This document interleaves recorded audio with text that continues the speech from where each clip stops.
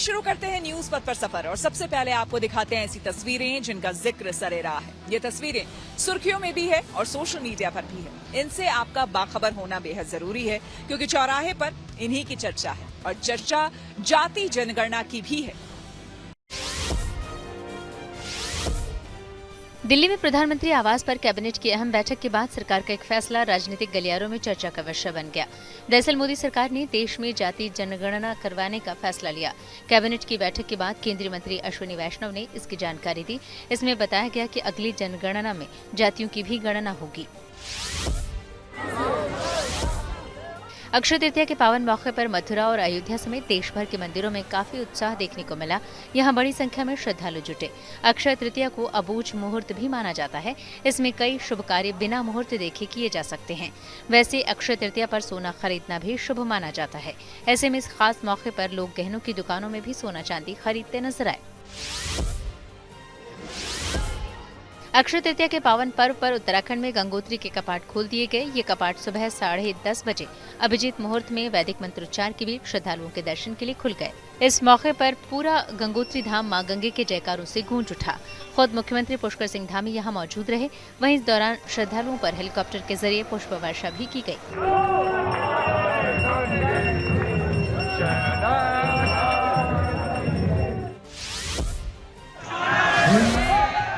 उत्तराखंड में यमुनोत्री धाम के कपाट भी विधिपूर्वक खोल दिए गए। ठीक 11:55 पर मां यमुनोत्री के पहले दर्शन किए गए। यहां भी सीएम पुष्कर सिंह धामी खुद मौजूद रहे। इस दौरान श्रद्धालुओं में भी काफी उत्साह देखने को मिला।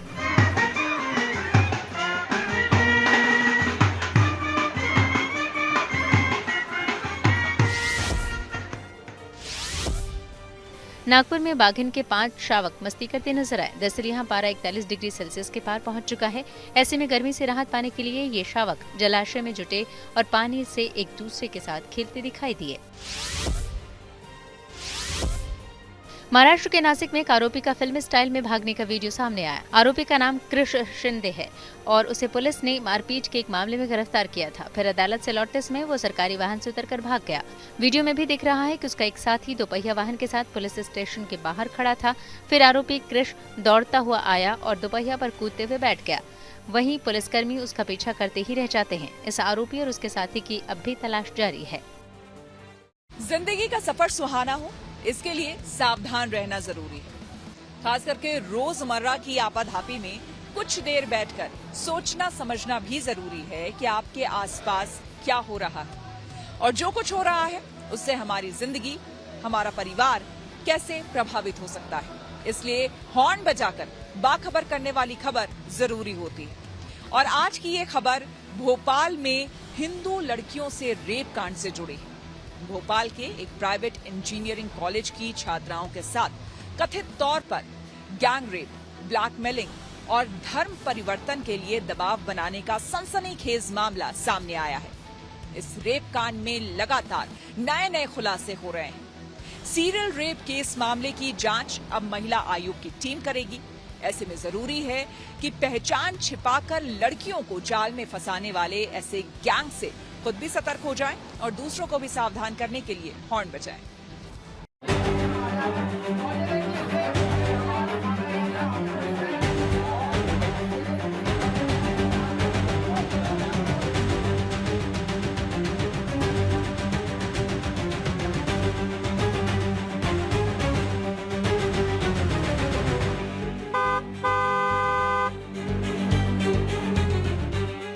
भोपाल रेप केस में हिंदू लड़कियों को फंसाने के बाद उनसे दुष्कर्म और उसका वीडियो बनाकर दूसरी लड़कियों को फंसाने का दबाव बनाने वाले दरिंदों पर कानून का शिकंजा कसने लगा है।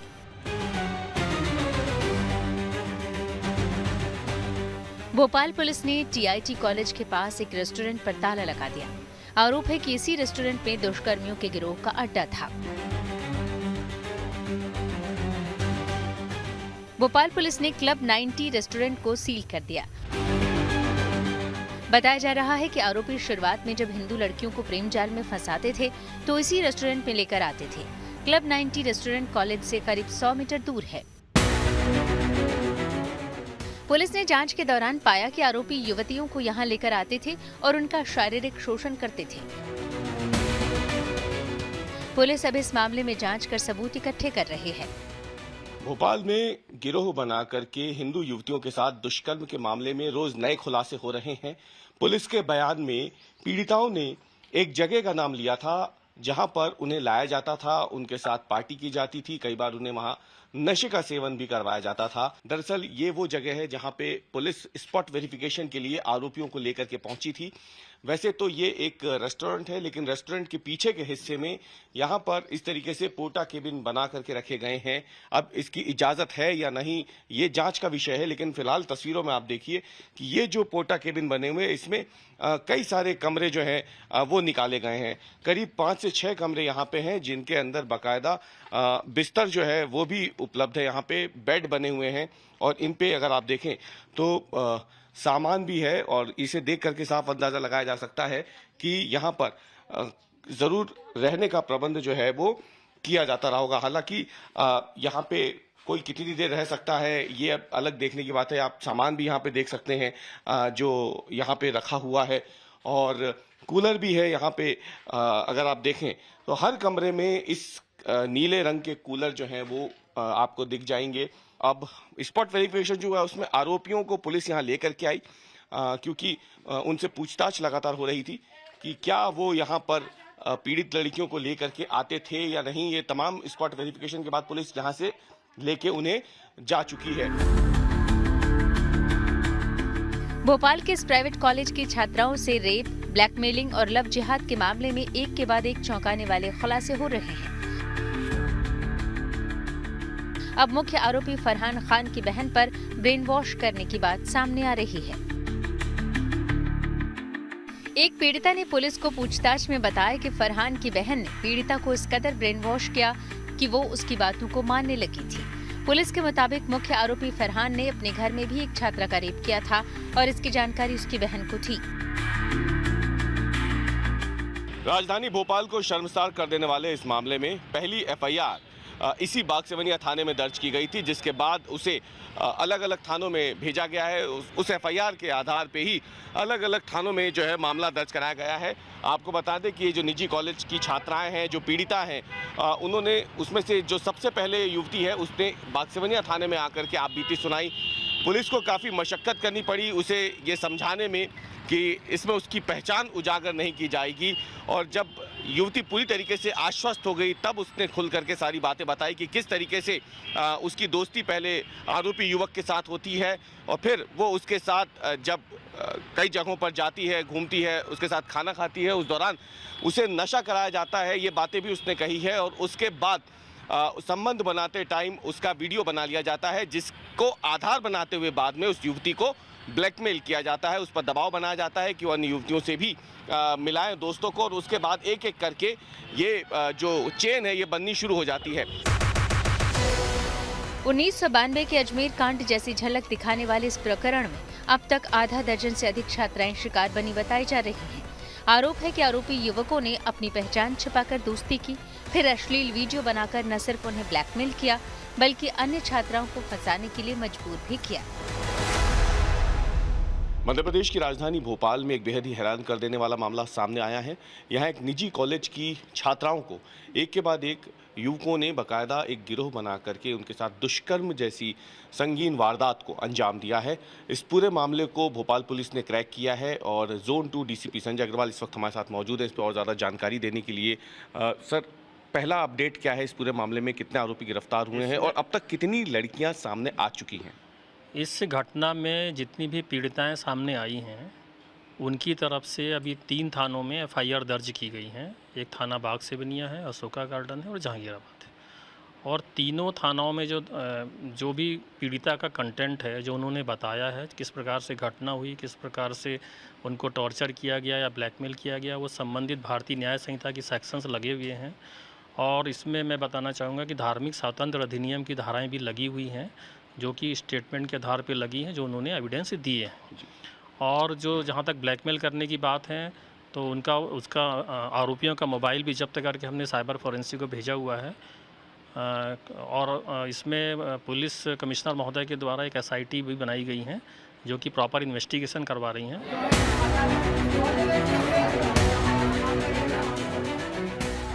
आरोपियों का बाग सेवनिया थाने के सामने जुलूस निकाला गया। इसके बाद सभी को पुलिस ने भोपाल कोर्ट में पेश किया।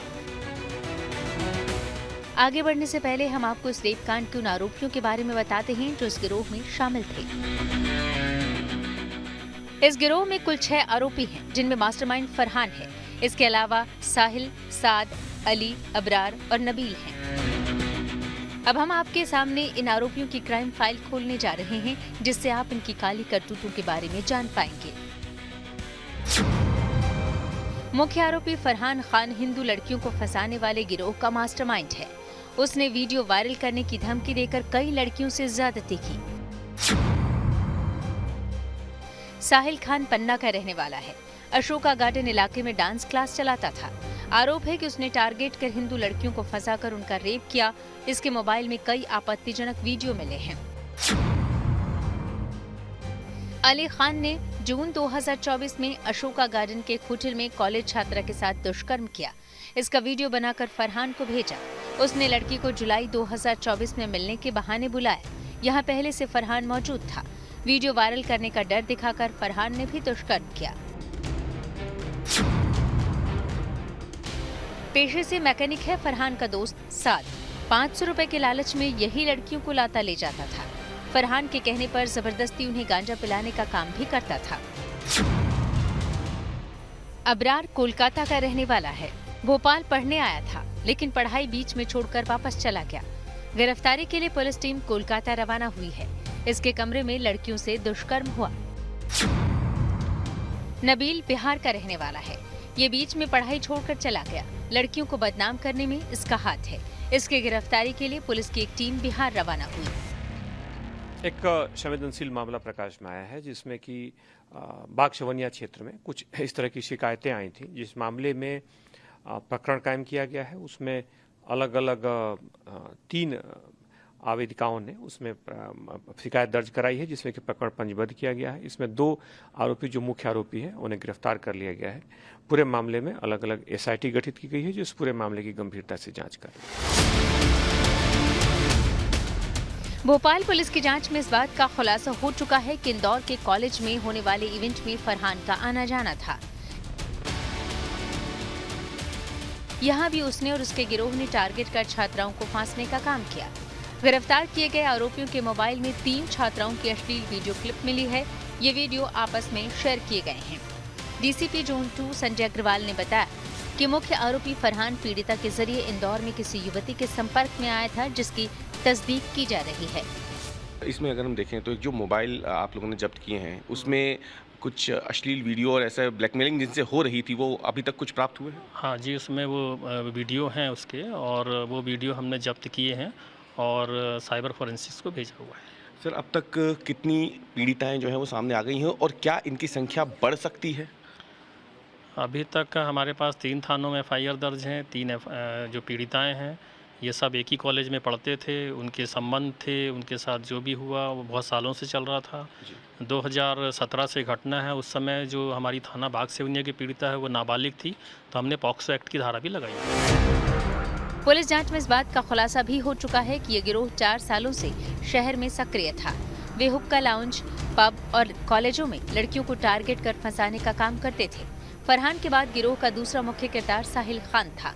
साहिल पिछले 1.5 साल के भीतर 2 अलग-अलग ठिकानों पर डांस क्लास चलाने का काम करता था। मध्य प्रदेश के कैबिनेट मंत्री विश्वास सारंग ने कहा कि ये मामला बेहद गंभीर है और इसमें सख्त कार्रवाई की जा रही है और दोषियों को कड़ी से कड़ी सजा दी जाएगी। निश्चित रूप से गंभीर मामला है और त्वरित कार्रवाई पुलिस ने की है। जो पहले दिन जिन 2 युवकों के नाम आए उन पर सख्त कार्रवाई हुई है। जो धाराएं लगनी है वो लगाई गई हैं। इवन धर्म स्वतंत्र अधिनियम जो है वो भी, उसका भी, वो धाराएं भी उसमें लगी हैं। सख्त कार्रवाई की गई है और की जाएगी। जो बेटियां सामने आ रही हैं उनके आइडेंटिटी को छुपाते हुए ही कार्रवाई की जा रही है।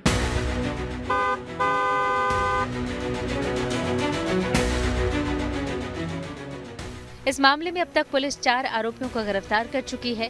बाकी आरोपियों की धरपकड़ के लिए छापेमारी की जा रही है। आशंका है कि ये गिरोह कई लड़कियों की जिंदगी बर्बाद कर चुका है।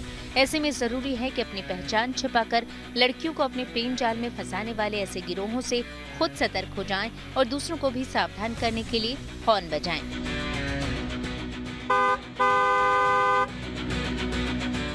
भोपाल से रवीश पाल सिंह के साथ bureau report, good news today. प्रधानमंत्री मोदी अगले महीने नहीं आएंगे रूस। आइए सीधे आपको लिए चलते हैं न्यूज एक्सप्रेसवे पर, जहां देश भर की कुछ और जरूरी खबरें कर रही हैं आपका इंतजार। पहलगाम हमले के बीच अब प्रधानमंत्री नरेंद्र मोदी ने अपना रूस दौरा रद्द कर दिया। पीएम को 9 मई को रूस की विक्ट्री डे परेड में शामिल होना था। इसके लिए रूसी राष्ट्रपति व्लादिमीर पुतिन ने पीएम को न्योता भेजा था, लेकिन अब पीएम मोदी मॉस्को नहीं जाएंगे। सूत्रों के मुताबिक उनकी जगह रक्षा मंत्री Rajnath Singh victory day parade में शामिल हो सकते हैं। दिल्ली हाईकोर्ट ने आईपीएल मैच के दौरान एआई रोबोट डॉगी का नाम चंपक रखने को लेकर बीसीसीआई को नोटिस जारी किया। इसमें बीसीसीआई से 4 हफ्तों में लिखित जवाब मांगा गया। इससे पहले बच्चों की पत्रिका चंपक छापने वाली दिल्ली प्रेस ने एक याचिका दायर की थी, जिसमें एआई रोबोट डॉगी का नाम चंपक रखने को ट्रेडमार्क का उल्लंघन बताया था। अब इस मामले पर 9 जुलाई को सुनवाई होगी। आईपीएल के दौरान आकर्षण के तौर पर इस एआई रोबोट डॉगी को पेश किया जा रहा है। हरियाणा के करनाल में लेफ्टिनेंट विनय नरवाल के जन्मदिन के मौके पर गुरुवार को ब्लड डोनेशन कैंप लगाया जाएगा। पहलगाम हमले के बाद परिवार ने उनकी याद में ये कैंप लगाने की बात कही। साथ ही इसमें बड़ी संख्या में लोगों से आगे आने की अपील भी की गई, ताकि ये खून जरूरतमंदों के काम आ सके। परिवार का कहना है कि ये विनय के बर्थडे पर उन्हें असली श्रद्धांजलि होगी। इसके अलावा परिवार ने सरकार से विनय को शहीद का दर्जा देने की भी मांग उठाई। उत्तराखंड में केदारनाथ धाम के कपाट खोलने की तैयारी तेज कर दी गई। इसके लिए मंदिर को 13 क्विंटल फूलों से सजाया जा रहा है। बाबा केदार के कपाट 2 मई को सुबह 7 बजे खुलेंगे। बताया जा रहा है कि इस बार केदारनाथ यात्रा ड्यूटी में तैनात प्रत्येक कार्मिक को 20 लाख रुपए का मुफ्त बीमा कवर भी मिलेगा। न्यूज पथ पर आगे है धन बाजार, जहां शेयर बाजार से लेकर कारोबार तक की सभी अहम खबरें होती हैं, जिसका सीधा रिश्ता आपकी आमदनी आपकी जेब से होता है। तो तेज रफ्तार खबरों के बीच ये जरूरी खबरें छूट न जाए, इसलिए सीधे आपको लिए चलते हैं धन बाजार।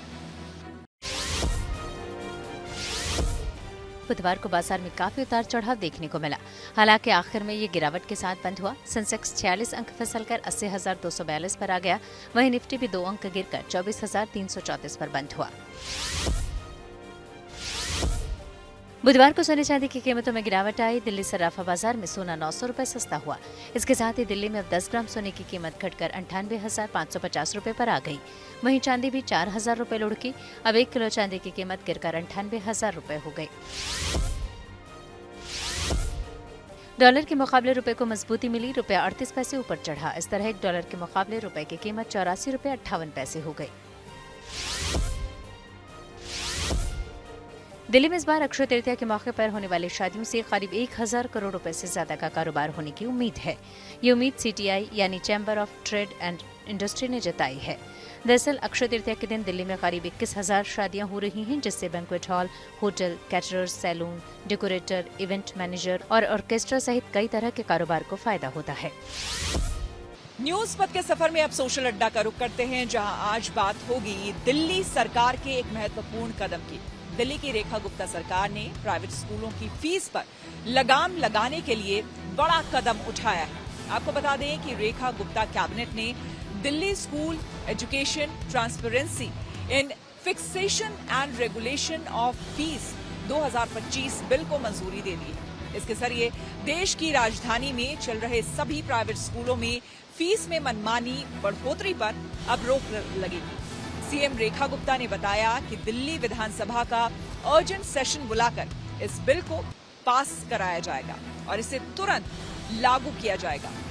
बिल में ये प्रावधान है कि अगर कोई स्कूल बिना औपचारिक मंजूरी के फीस बढ़ाता है तो उस पर 1 लाख से 10 लाख रुपए तक का जुर्माना लग सकता है। यही नहीं, नियम का उल्लंघन करने वाले स्कूल की मान्यता तक रद्द हो सकती है और स्कूल मैनेजमेंट को सरकार अपने कब्जे में ले सकती है। शिक्षा मंत्री आशीष सूद ने बताया कि फीस तय करने के लिए स्कूल, जिला और राज्य 3 स्तरों पर समिति बनेगी। पहले लेवल पर हर स्कूल में फीस रेगुलेशन कमेटी बनेगी, जिसमें स्कूल मैनेजमेंट का चेयरपर्सन, प्रिंसिपल, 3 टीचर और 2 महिलाओं समेत 5 अभिभावक शामिल होंगे। कमेटी की मंजूरी के बाद ही स्कूल फीस में किसी तरह की बढ़ोतरी की बात कही जाएगी। अगर स्कूल लेवल की कमेटी में तय समय पर अपनी रिपोर्ट नहीं दी तो फिर मामला जिला स्तर की कमेटी को भेजा जाएगा। जिला स्तर की कमेटी भी अगर कोई समाधान नहीं निकाल पाई तो फिर 7 सदस्यों वाली राज्य स्तर की कमेटी अंतिम निर्णय लेगी। 18 पॉइंट के आधार पर तय होगा कि फीस बढ़नी चाहिए या नहीं। इसमें स्कूल बिल्डिंग, क्लासरूम, लाइब्रेरी और प्लेग्राउंड की स्थिति को ध्यान में रखा गया है। शिक्षा मंत्री आशीष सूद के मुताबिक दिल्ली स्कूल फीस एक्ट मौजूदा शैक्षिक सत्र से ही लागू हो जाएगा। स्कूल लेवल पर 31 जुलाई तक समिति बना दी जाएगी, जिन्हें 30 दिन के भीतर अपनी रिपोर्ट सौंपनी होगी। जाहिर सी बात है कि प्राइवेट स्कूलों की फीस को लेकर मनमानी की शिकायतें सिर्फ दिल्ली ही नहीं बल्कि पूरे देश में देखने और सुनने को मिलती रही हैं। ऐसे में दिल्ली सरकार के इस कदम पर हमने कुछ लोगों से बात की और उनकी राय जानी। हरजिंदर जी, क्या कहेंगे जो ये पूरी मसौदा लाने की बात की गई है, आपको क्या लगता है, कैसी पहल है, क्या कहेंगे? देखिए जी, कोई भी चीज़ चेंज के लिए अगर आती है तो बहुत अच्छी बात है। पेरेंट्स को रिलीफ चाहिए। आपने देखा होगा अभी पीछे हर जगह पे पेरेंट्स जो से थे वो स्कूलों के बाहर धरना दे रहे थे क्योंकि स्कूलों ने अपनी मर्जी से बहुत फीस बढ़ा दी थी। तो इन चीज़ों को कंट्रोल करने के लिए अगर गवर्नमेंट कोई भी कदम उठाएगी तो उसका बहुत बहुत स्वागत है। लेकिन हमारी कुछ सजेशन है। देखिए क्या होता है, सबसे पहले बहुत ज़रूरी है विश्वास बनाना। गवर्नमेंट को विश्वास बनाना पड़ेगा टीचर्स के साथ, पेरेंट्स के साथ। किसी भी पॉलिसी में जो स्टेक होल्डर्स हैं उनको इन्वॉल्व करना बहुत ज़रूरी है। हमने कई ऐसे केसेस देखे हैं जहाँ पे जो टीचर्स हैं वो बहुत अच्छे हैं, अच्छे ढंग से पढ़ा रहे हैं, लेकिन जो उनकी तनख्वाहें हैं उनको आधी मिलती हैं। मतलब इन्फ्लेट करती है जो ट्रस्ट होती है, जो एनजीओ होती है, जो स्कूल चला रही होती है, वो बिल्स को इन्फ्लेट करती है अपने खर्चे ज़्यादा दिखाने के लिए। वो टीचर्स को दे रहे हैं 30,000 रुपये और उनके साइन करा रहे हैं 60,000 रुपये के। और टीचर्स के पास वो कॉन्फिडेंस नहीं है कि वो किसी ऐसी बॉडी के पास जाएं, गवर्नमेंट के पास, ऐसी अथॉरिटी के पास जाएं जहाँ पे जाके वो अपनी ये प्रॉब्लम बता सके और उसको हल किया जाए। देखिए ऐसी चीज़ों के ना कोई प्रूफ्स इकट्ठे करना कोई आसान नहीं है।